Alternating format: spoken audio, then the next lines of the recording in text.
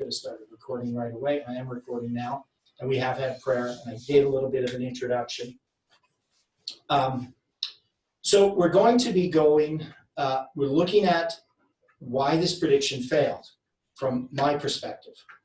And obviously this is not about what I think, it's what God's going to show us as time goes on, as we deal with these predictions.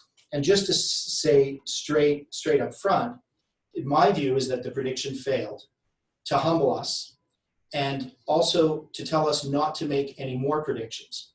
Now, I'm going to draw this on the board here. I'm going to have to erase some of the stuff behind me. But here's what we have to address.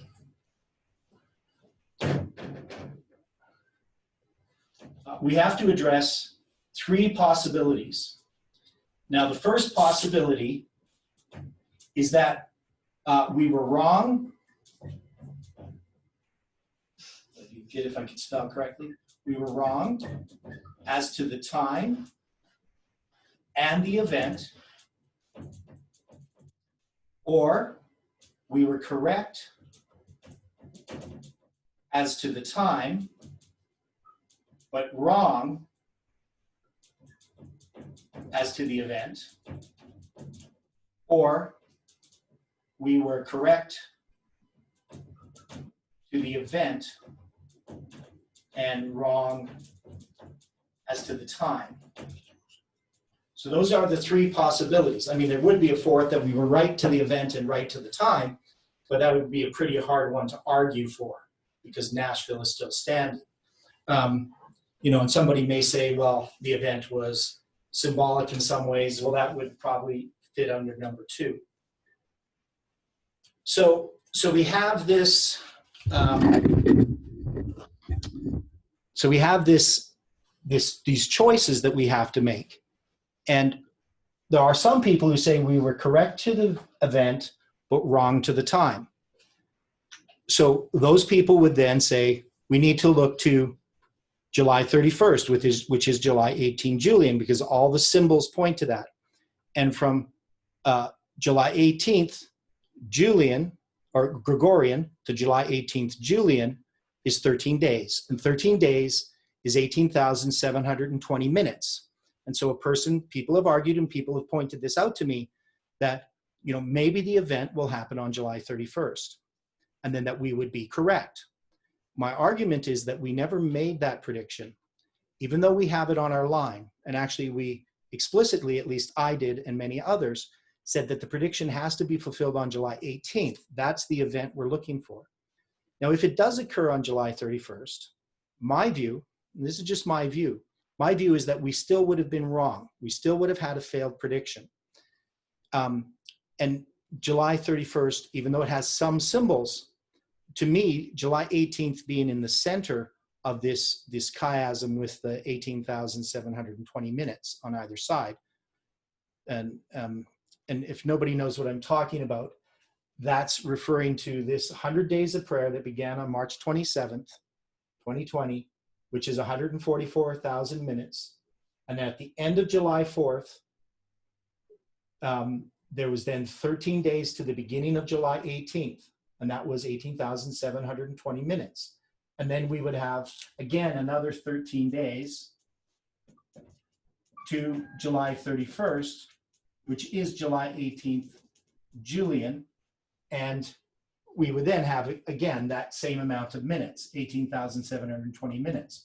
And to me, July 18th is the key as being the center of those two periods of 13 days.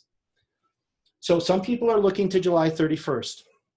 And that means we were correct about the event, we just had the wrong time. And, you know, we could argue that July 31st is the 10th day of the 5th month. And the 10th day of the 5th month is a symbol of the destruction of the temple in Jerusalem in 586 and 70 AD is when it occurred. And that we were calling for the destruction of the Parthenon temple. So that would refer to a destruction of a temple. So that we should have, this is the argument, we should have actually chosen the July 18th Julian date, which is July 31st. But the point is we didn't. And so we still have a failure in these lines. Now I'm going to argue that we had the correct time, but the wrong event. And in each of these illustrations here, we actually have nuances or different ways in which we could explain that. Do you have a question? Okay. So we would say that July 18, in my view, 2020 was the correct time that these lines show us, but we were looking for the wrong event. And that event, because we were looking for an external event, but this is actually referring to an internal event, something that has to do with this movement. Now, some people have said that we have the wrong time and the wrong event. Now, there are spectrums in which this could be understood. So some people are writing to me and saying, you shouldn't have time set. You were wrong to the time, wrong to the event. It's a satanic prophecy. You guys are led by Satan, and everything that you've done is destructive, and you need to repent, and repent now of everything that you've done. That would be an extreme view of that. A more nuanced view would be somebody saying, well, you were wrong to the time and the event, but God was still using this for some reason, maybe to show us some internal things. But of course, there would still be some time elements maybe that we could argue for, but we would still say it was wrong to time set. So that would be another argument. And that would be here, it was wrong to set a time for an event. Even though some of these time things did occur, it would have been wrong. And not that it would be satanic, but maybe we were deceived in some way, or maybe this was some way to expose the Omega movement and for them to forever have no way in which they're going to connect with us. So there would be that sort of argument. But I'm going to argue for the correct time, but the wrong event. And so to do that, I'm going to show you that this is what our line has been telling us. And this was actually presented by me a few months ago in a Friday night study. So I went through this, and I wrote a paper on it, and I sent this also to a bunch of people and asked for their opinion on it.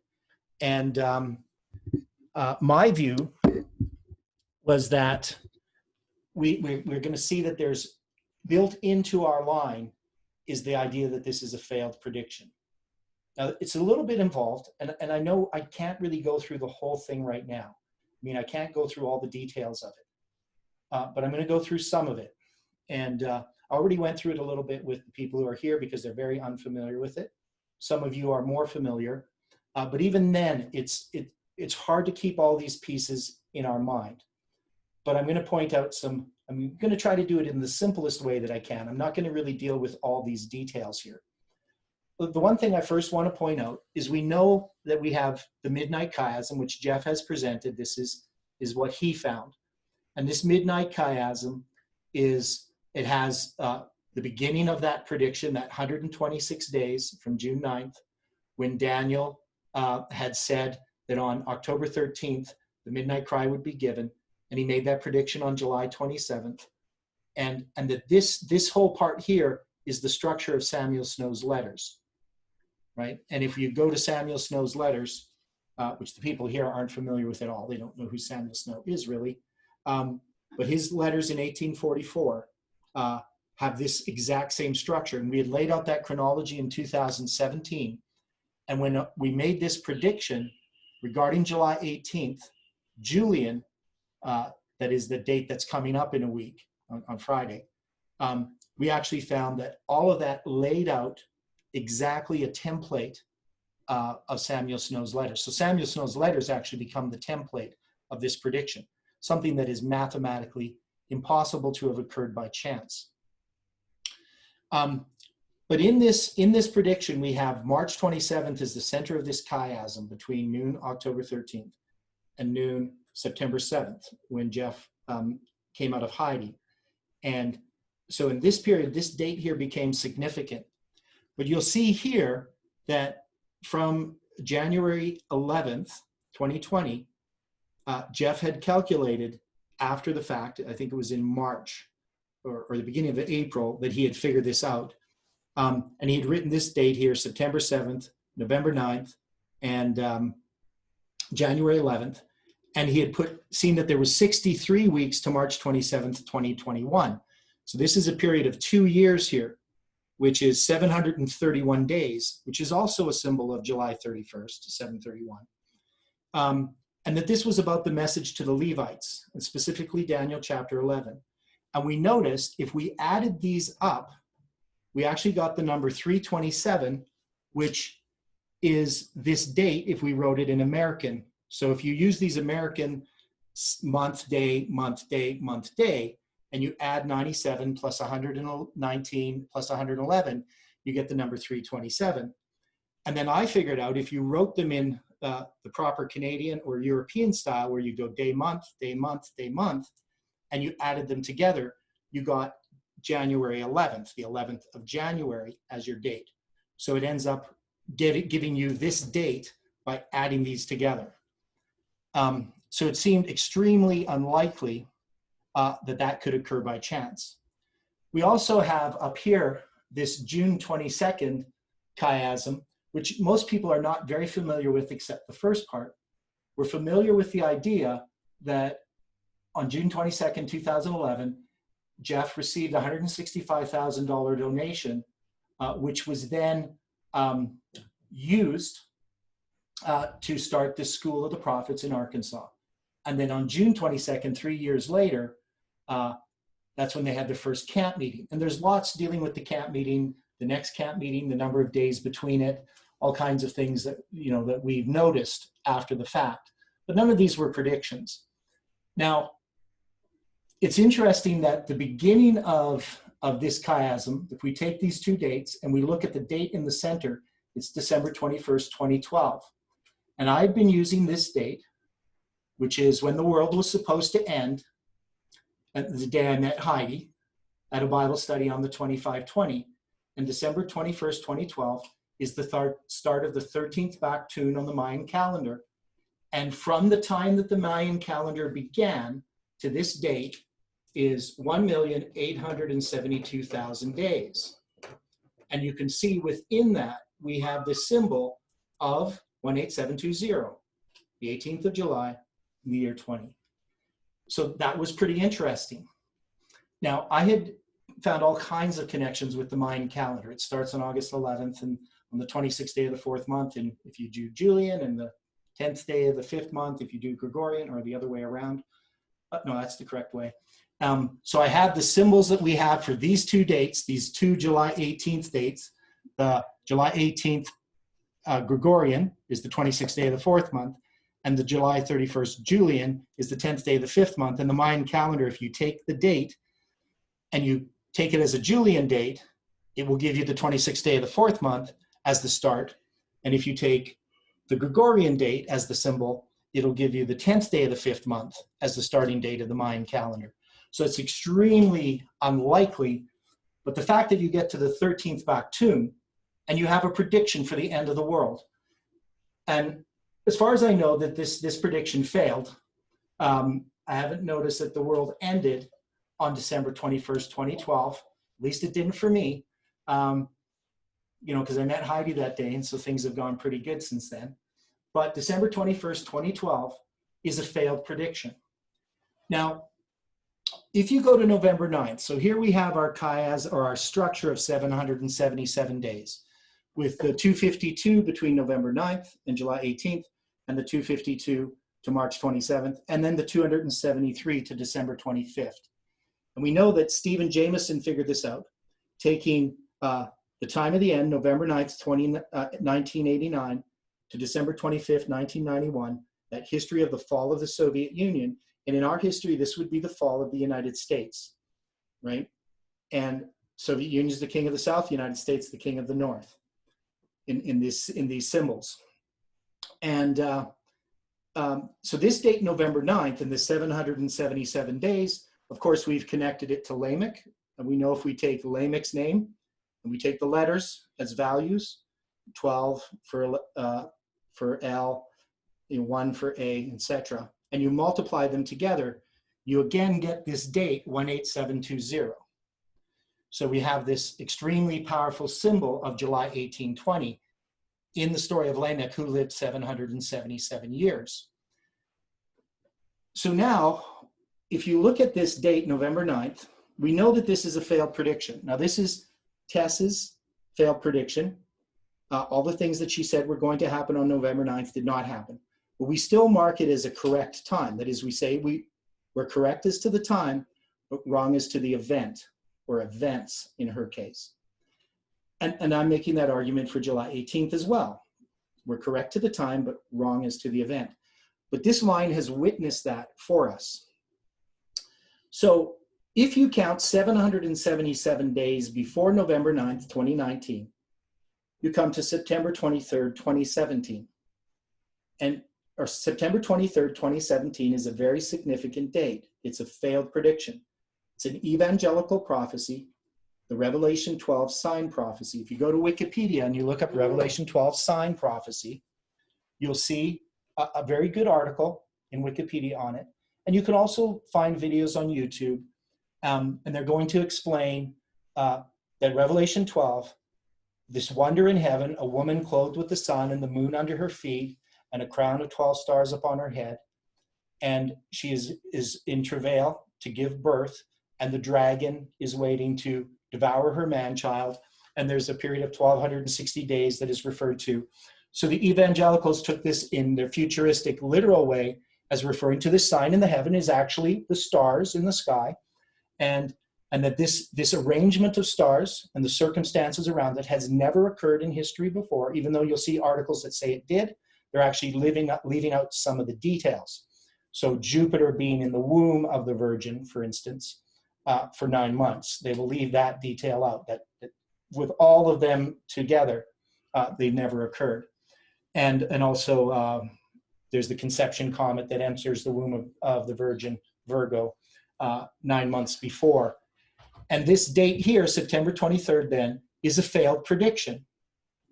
But it's interesting that on this date, I was at Lambert Church. I'd gone to Arkansas for 3 weeks in September of 2017. And on September 23rd, I presented what I'd been presenting, which was Samuel Snow's letters. So I was presenting the chronology of that. And I was showing that July 18th is a symbol of the prediction before midnight, which back at that time we were talking about that, the PBM. And I was using July 18th, the last letter, which was 3 days before midnight, before July 21st. I was using that as the symbol of the prediction before midnight.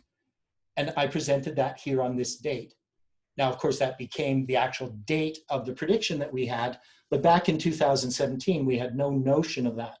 We weren't time setting, we weren't predicting dates in the future. We just knew that we were going to make a prediction regarding Islam, and that the symbol of that was July 18th. And of course, that's eventually the date that we gave. And it wasn't really connected directly with this at all, what I was doing. It was from Ezekiel and also from Revelation 9. So here again, we have a failed prediction. So we can see we have 3 failed predictions and a 4th over here. Now this one here, some people might argue, well, what's this Mayan calendar prediction of the end of the world doing in our line?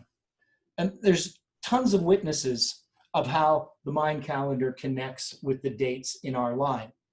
So there's lots of witnesses, and I've actually done a mathematical calculation on some of them at one point, and it was 10 to the power of 22, something like 1.87 times 10 to the power of 22 or something like that. I don't know what the actual number was at the beginning, but something with 22 zeros is a very huge probability. And I hadn't even included everything. It was just some of the stuff that I had found at that time. So the Mayan calendar has a connection to this prediction. Now, what I had done is I had looked at this date, December 21st, and I decided I want to see how many days, because we have these 777 days here, I want to see how many days it would be from December 21st where I would end up. And I ended up with February 6, 2015. Now, February 6, 2015, it is only an important date to me, and maybe, I think it's something like 13,800 and some people. I can't remember the number of people that actually share that birthday on that year. That means there's so many people who are alive. Maybe there's 130,000 people. That makes more sense. 130,000 people who are actually born on the same day I was. February 6, 1963, that are still alive. There was a lot more at one time, but they've died. So there's only a few of us left. But anyway, I'm pretty sure I'm the only one in this movement that was born on that exact day. Now, the thing about February 6, 2015, is this is my 52nd birthday. Now, if you're not familiar with the Mayan calendar, you wouldn't see the significance of that. But the Mayan calendar has a cycle of 52 years. Now, there's different ways the Mayans count the year. They can count it 360 days, or they can count it 365. But of course, this is 360, or this is the days in a year. This would be a year of 365 and a quarter days. So I would actually take 52 times 365 and a quarter to find out how many days. And you'll find it was actually 18,993 days from my birth to when I turned 52. Now, if I use the Mayan or the prophetic year of 360 days, if I take 52 by 360 and I multiply it, I will get 18,720 days. Now, of course, we've just seen this number over and over again and again. The number of minutes in 13 days, it's related to the number of days in the Mayan calendar here at the beginning. And I'm now counting 777 days to get this 52 years. But I now take that symbol and multiply it by 360 and I get this number. Now, if I actually count from February 6, 1963, 18,720 days, I come to May 9th, 2014. Now, the significance of this is twofold, at least.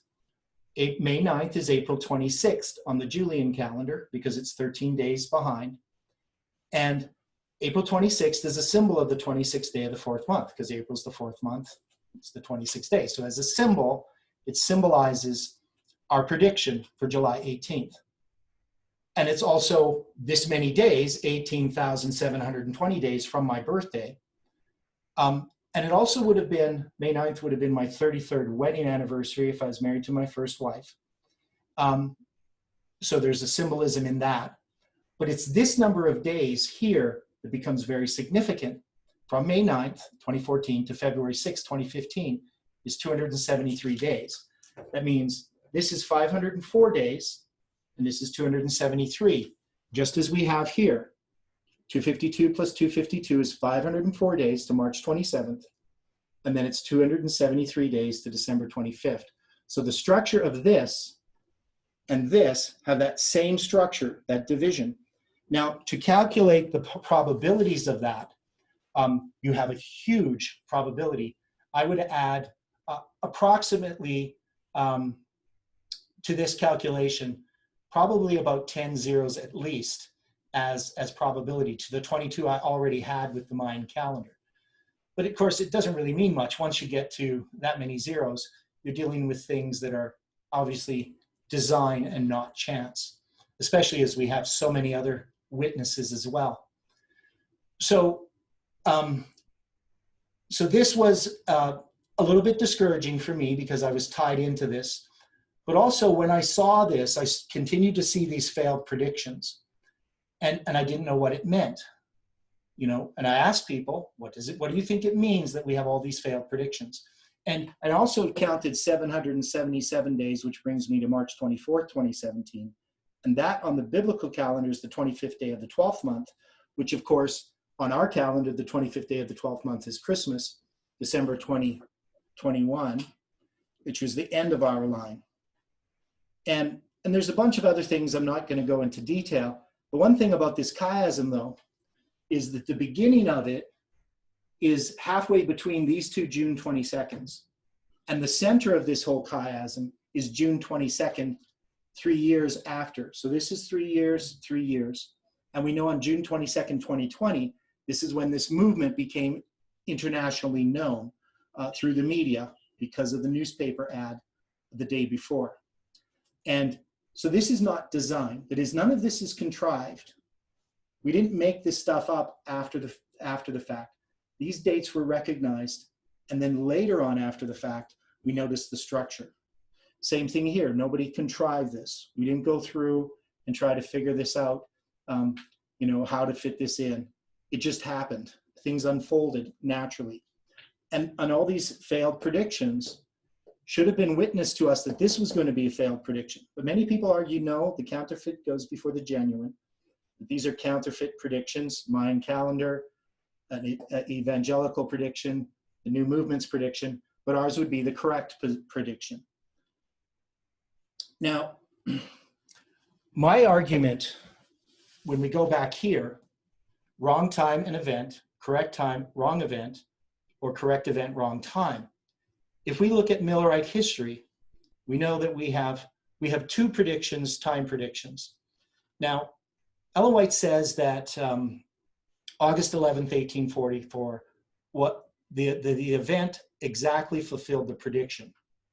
So we would have to say that that would probably be another category of correct time and event. So that was Josiah Litch's prophecy, and that's the prophecy we're using primarily for July 18th, 2020. So we're using that 26th day of the fourth month that comes from Josiah Litch's prophecy. But we know that as far as Josiah Litch himself personally, he was disappointed regarding the prediction. If you read into the history of it, he himself didn't see that his prediction was fulfilled. I don't know if many people know that, but he, even by November of 1840, he was trying to argue that there must be some other event that's going to fulfill his prediction, because he was looking for the fall of the Ottoman Empire. Now, he then tried to argue, and backwards looking at it, that maybe the event on August 11th fulfilled it, and that's the position we take. But as time went on, he just eventually abandoned it, as did many Adventists. So they would look at August 11th as a failed prediction. Now, we know it was not, so I'm not arguing that it was a failed prediction. But if you look in this line here, you would have August 11th as something that's seen as a failed prediction. And same with the October 13th noon. This is Daniel from Brazil made this prediction, and it didn't work out the way he imagined. And also we could see that this is connected with the miracle of Fatima, which is also a counterfeit or a failed prediction, even though it's not really a prediction, but it's a failed event. It's not real. And, Mary did not appear to that crowd of people and do all those things in the sun. That was a satanic manifestation. Mary herself is dead and will be resurrected when Christ returns. So in this idea here, we can see we have all these failed dates. And the biggest one for Seventh-day Adventists would be October 22nd, 1844. So if you were going to look at Millerite history, you would have these three choices as well. Was it the wrong time and event? That's what the enemies of Adventism would say. We were wrong. Nothing happened October 22nd, 1844. Christ didn't begin his work in the most holy place of the heavenly sanctuary. There's no such thing as the heavenly sanctuary. Christ isn't really ministering. That's just some kind of metaphor that Paul uses in Hebrews, even though it exists throughout the Bible. So the enemies would say we were wrong about the time of the event, and they would take the extreme view, most of them, that we're a satanic religion. And some would take the view that, well, Adventists were just misled. And actually, even within Adventism, we have many of our people that say Miller was wrong about the time and the event, and that but God was somehow still using that to help us, to help those people in the United States at that time. But really, we should abandon the idea of the 2300-day prophecy and the 2520, and also that event that was predicted was the wrong event. Now, we could say, and many people did in the Millerite time, they had the correct event, but they had the wrong time. So what they did is they continued to set dates. And some of them stretched the 2300 days out to 1847, because you had some leeway. You could say, well, maybe it was 3 years later. I'm not going to go into the details, but they could move that a little bit later. But you can't move the time of Christ too much. So really, they started to use the 2520 and other prophecies to set a correct time. And then we have this option here, this is the option that the Seventh-day Adventists chose. The ones who became Seventh-day Adventists. They said we were correct as to the time, but wrong as to the event. This wasn't Jesus coming back to judge the world. This was him entering into the work of the Day of Atonement in the heavenly sanctuary. And so those are our options. Now, I know this is I believe it's a Sabbath school class. So I would like to have some comments about these things. So I went through my little spiel, and hopefully it was clear. Does anybody have comments on this? Questions, comments? I just have a question regarding August 11, 1840. So I was not aware that Josiah Litch had regarded it as a failure, but the Adventists, they weren't Adventists at the time, the people at the time regarded that as an accurate prediction because it was a wonderful impetus. Is that not true? Yes, that's true. But I'm just saying that Josiah Litch and some people, and Adventists now, and that's my point, it's not a failed prediction, but it became to be understood as a failed prediction. As many of you are aware, Heidi Hikes wrote a book called Satan's Counterfeit Prophecy. He's an Adventist, but he wrote it about August 11th, 1840. So I'm not saying it's a failed prediction, but I'm just saying that people as time went on. So I'm saying it's something that's considered failed, right? None of these are actually failed predictions in the sense that they're wrong to occur or to exist, because there's actually stuff happening. It's just not what we're expecting to happen. Yeah, so that's a good question. Thanks. So then what would be, if we're at the correct time and the wrong event, what would be the wrong event that happened July 18th, or do we know yet? Or what is the event that occurred? Yeah. Yes. So the event that occurred was our humiliation. And this was necessary. So I should have had it queued up here.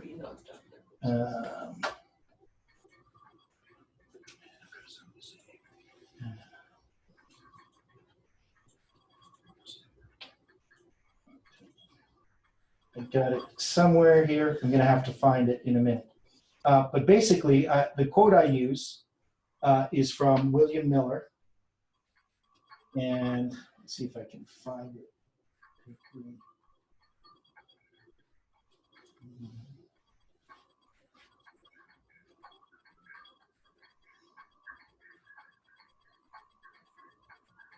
There's so many things here. So anyway, basically, I'm going to have to, I don't know how I'm going to find it. I can't remember where it is. It's, I'm trying to think of the date that it is. It's in the Signs of the Times. It's William Miller, and I believe it's in November. And he deals with humiliation. We needed to be humbled. So basically, I'll just paraphrase. Miller said regarding the October 22nd, 1844, failure is that we needed to be humbled, and that we were unready to be in heaven. Now, of course, their prediction was about being in heaven. Our prediction wasn't about being in heaven. Our prediction was that we were going to be lifted up as an ensign, that we would then witness to the Levites and to the world because we had made this prediction. And my argument is that for many of us, we just wanted vindication. We wanted to prove to people that we were right, that our method of interpretation was correct, and that this was really a matter of personal pride, not really a love of the truth. I'm not saying that for every person, but I'm saying for many of us, it was too easy. We're sort of banking on, well, this prediction will happen. We make this prediction, and now everybody will listen to us. We will be vindicated. And I think that was a mistake to believe that we were ready to do that work. And I believe that we have been lifted up as an ensign, and that we have to do this work of giving a message, and the message has never changed. So it's not about a prediction that we are making. It's about the message that we have to give. And that message is very involved. It has to do with the whole message of Adventism. It has to do with overcoming sin. It has to do with righteousness by faith. It has to do with the sanctuary. It has to do with the Sabbath and all the truths that we know. And for Adventists, it's bringing them back to the foundation. So we've learned a lot of things in the last couple of years, light that has come to this message that affirms that Adventism was laid correctly, the foundation was laid correctly. But the most important thing is we need to have a character that people will want to listen to us. So I've gone through this in other studies, but the idea is that really we're quite obnoxious people. And, we argue with people and we debate with people. And when they don't accept what we say, we write them off. We say, obviously, they're not interested in salvation. And yet we don't realize how much of effect that we have had in a negative sense towards winning those people to this message. And we saw that with the 2520 itself. And we also saw that with this prediction. And I couldn't see how God could vindicate us when we are not in a shape to be vindicated. Now, I know it's about God's vindication, but many people would have been emboldened in their sin if that prediction had occurred as expected. In their self-righteousness, they would have really believed that they were right and that they were good.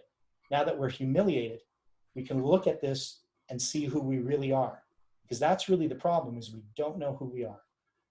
So any other thoughts on that? Theodore, is it possible there were two disappointments in the Millerite history, and that we have now experienced our second 2009? So now we've gone through our second disappointment, but the prophecy is fulfilled in the end. So, July 31st has not passed yet, and I'd almost like to hear you say these things after July 31st. Well, yeah, except that if July 31st does, if the event does occur on July 31st, we still have a failed prediction, and we still were humbled and humiliated. And hopefully it will have shown that to us that we had a work to do in our own lives that we didn't recognize before. But I would not make the prediction that it's going to occur on July 31st, because even if it does, this movement has to make that prediction. And if we're not warning people in Nashville, then it's kind of meaningless to say, well, we're making this prediction, maybe we'll just wait till July 31st. If we were making that prediction and we were warning the people in Nashville again, then you might have a case for it.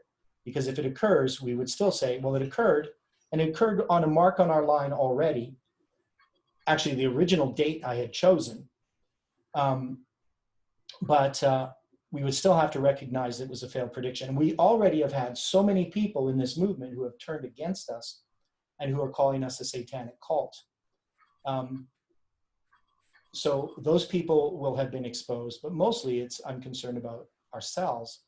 How's this affecting us? And if you look at here, and you're looking at the comparison here, the people who said it was the correct event but the wrong time in Millerite history, who continued to set dates, they were the ones who were in error. And Ellen White says they're going to continue to set dates and they're going to weaken this message. The ones who did the correct thing after October 22nd, 1844, were the ones who said we were correct as to the time but wrong to the event, and then sought to study God's word to explain their disappointment. And that's why I would say that if we're going to continue to try to set dates, even though we know that the event will occur, we don't know when. But we can say, and you could put this here in this context, the Millerites said, we had the correct time, but the wrong event. Christ is now beginning his work in the heavenly sanctuary, but we cannot know when he will finish that work in the most holy place of the heavenly sanctuary. So he's beginning his work on the Day of Atonement. We just don't know when that's going to end. That would line us up with the Millerites. This would line us up with those that are in error. And so that's my argument. Yes, it could happen July 31st, but that would not be because we're making that prediction. And people might see it that we were vindicated in some way, but not everybody. Some people would still have a real good reason to say, well, you were wrong. And they wouldn't understand our lines anyway, because they're not going to look at them. Well, the August 11th, 1840 prediction was specific. It was a date, it was, and it was fulfilled. So if we're repeating history, and it had to do with Islam. Yes. So I agree it was fulfilled. And Ellen White says it was fulfilled um, exactly as the prediction. So the event marked the prediction exactly. Now that's true if you take that the prediction was the end of the second woe. So there's a nuanced way we can look at that prediction, August 11th, 1840, because it was fulfilled. And there was a prediction that they were going to become under the control of the Christian nations. But if we were to argue that everybody understood that it was fulfilled, that it was a clear fulfillment to everyone, it definitely isn't now. That is, very few Adventists accept August 11th, 1840. I only know of two scholars who support it, Ron Dupree and Alberto Trevier. So we got these two scholars against thousands of Adventist scholars who reject it. And that's my point, though, is that it's something that, from other people's perspective, would be a failed prediction. So October 22nd, 1844 wasn't a failed prediction. It was failed in a sense that they didn't understand what it meant that the hour of God's judgment has come. They assumed that that was the destruction of the earth by fire. They didn't recognize that this was the beginning of the work of judgment. And they thought it would all occur in one day, that it wouldn't be a span of time. And even if we look at these other predictions, so let's look at the Mayan calendar date. This is the end of the world. Well, we know the world didn't end, but we actually are now in this line that is all end time events from that date onwards. You know, there's not a specific thing that happened on December 21st, 2012, other than Heidi and I meeting when I'm giving a Bible study on the 2520. But we have this 13th Baptun beginning, which contains all this symbolism for this line. And we could argue September 23rd, 2017, the Revelation 12 sign prophecy occurs in the sky, but I'm also at Lambert Church talking about July 18th. So a person could say this is a failed prediction. Maybe the events that they sought, but the thing is, it's all connected. November 9th, we say it's a failed prediction, but we still keep it on our line. You know, we know that that made a division between the new movement and the old movement. The new movement has left us. And then July 18th, again, the actual event, we could say, was wrong. But yet, we can't say it was a failed prophecy. The prediction itself, the details of it, we misunderstood.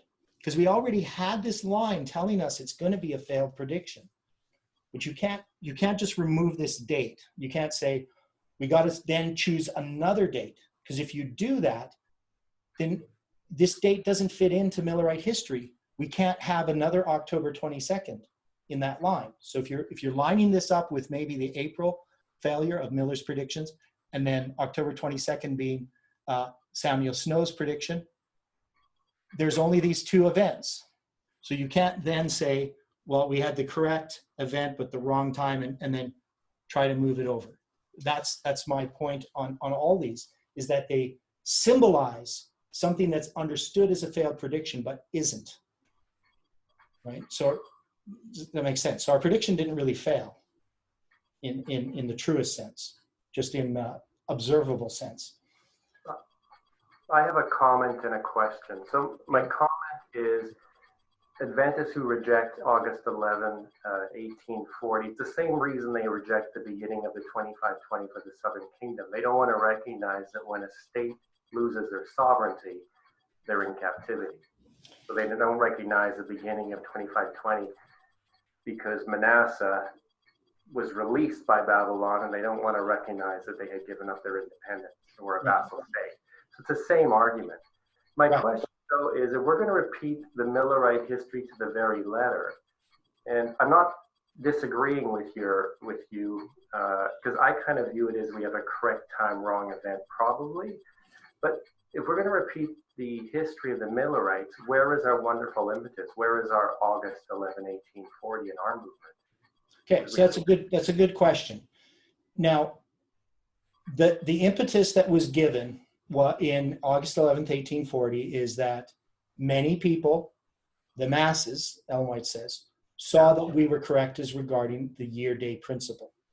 Now, when we had our failure, people said, well, how is this in any way going to give an impetus to this message?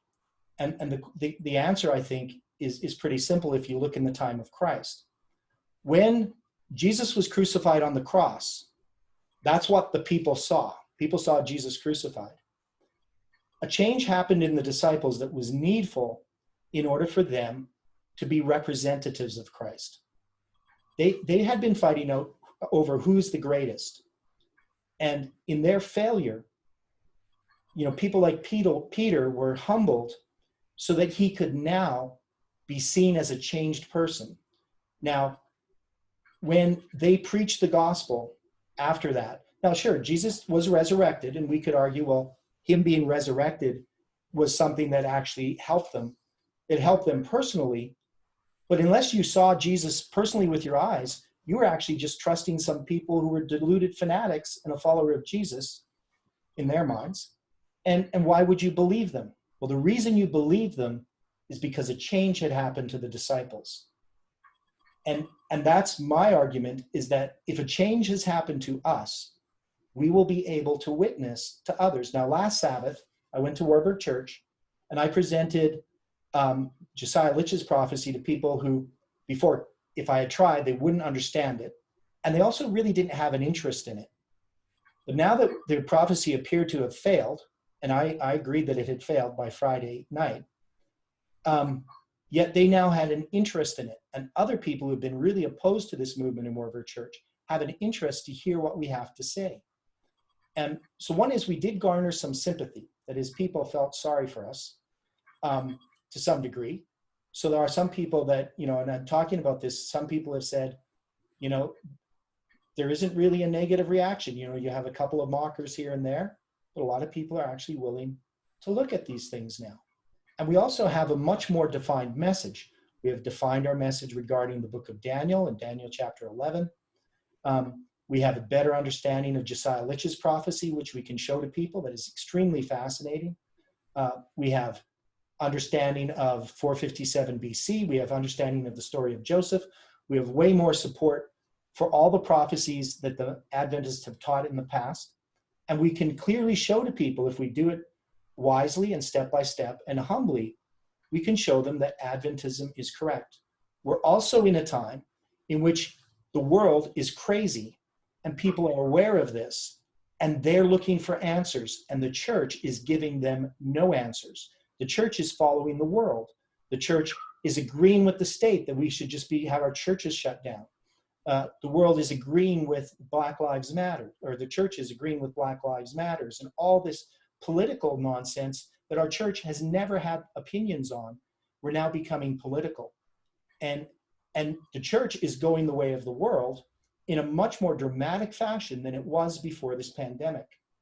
And we're going to see that once the churches come back, that the church is going to be in worse shape than it was before the pandemic. And people are going to be looking for answers. And we actually have the answers to give them. But it's only because God has changed us by his grace. He has put us in an experience where if we are humbled and willing to admit that we were wrong, people will be willing to listen to us. And they will see that we have changed, that we won't be those abrasive individuals that we were before.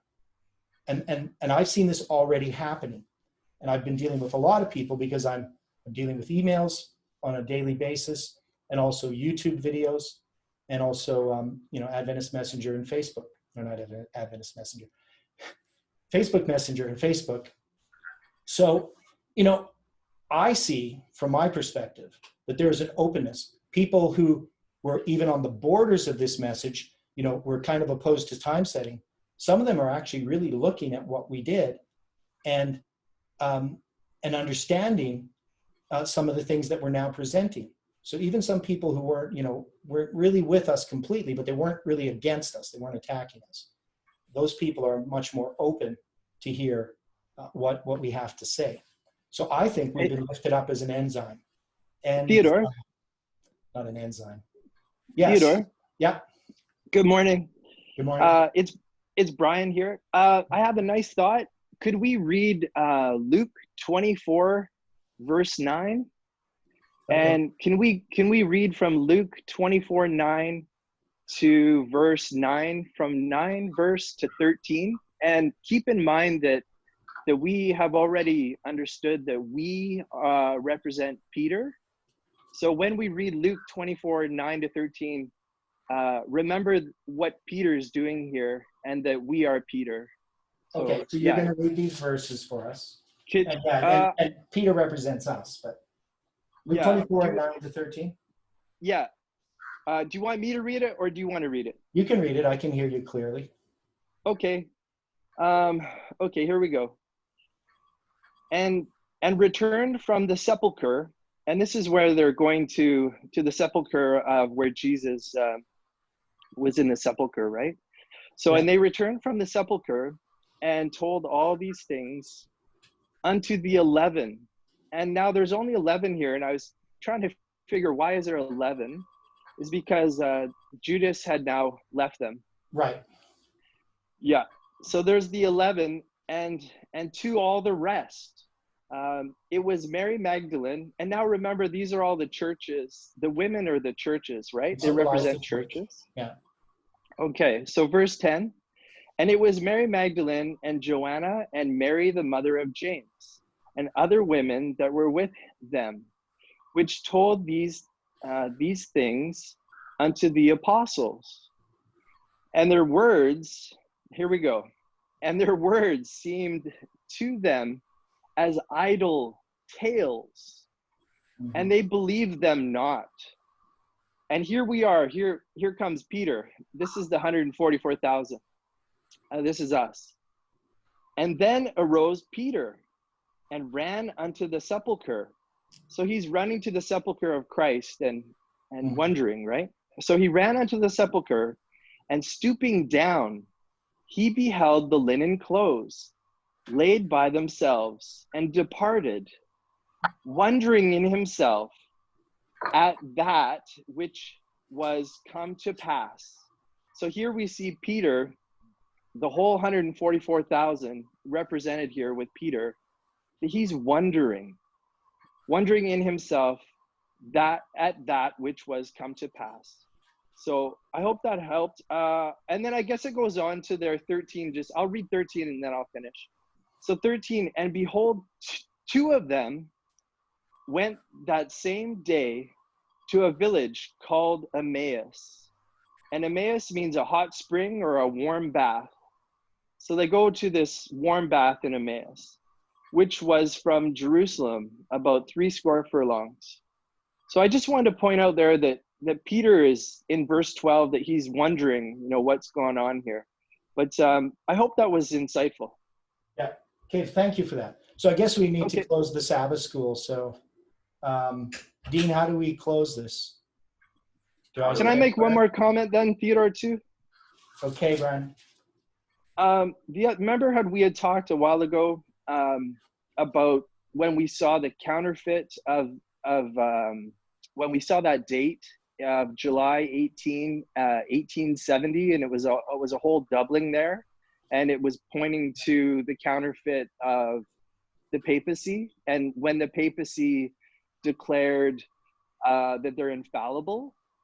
Yes. So you're dealing with the Pope's idea. On July 18th, 1870, the Pope declared papal infallibility. Of course, that's only if he was infallible in making that declaration. That's right. And then so the papacy did this papal bull, and we know that the counterfeit, the papacy, that they always have to go first. So in that date, we see a doubling of July 18, 1870. So I was going to say this very loosely, that if our first prediction, and I'm saying this loosely, was, technically a counterfeit of some kind, or a failure in our eyes. So maybe this July 18 in the Julian is now the true.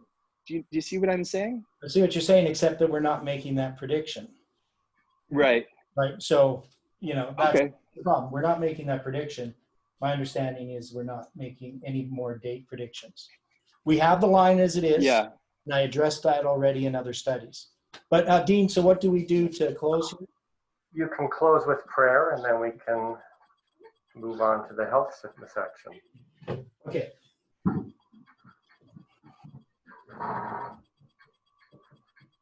Dear Father in heaven, thank you for the Sabbath, and we thank you for the patience of everybody who had to listen to me talk. And we ask, Lord, that we can set aside all of our feelings, and that we can look at this based upon your word and based upon the lines of history. Help us to understand the things that we are studying and discussing. And Lord, we know that we have to come to that upper room experience as well. And our hearts feel unprepared for it. We know, Lord, that we have in ourselves so much of self and so little of you. And so we just ask, Lord, that you can break us and mold us and shape us and fit us for the work of being a part of your people and of your kingdom. Be with each person, bless them, and keep them, and continue to be with us throughout this day and all that we do. We ask in Jesus' name. Amen. Hey, thanks, Aaron. I got to say goodbye to my guests here. They're going to have to go, so I'm just going to, Amen. I'll be back in a bit. All right. Well, thank you, Theodore. Thanks, Theodore.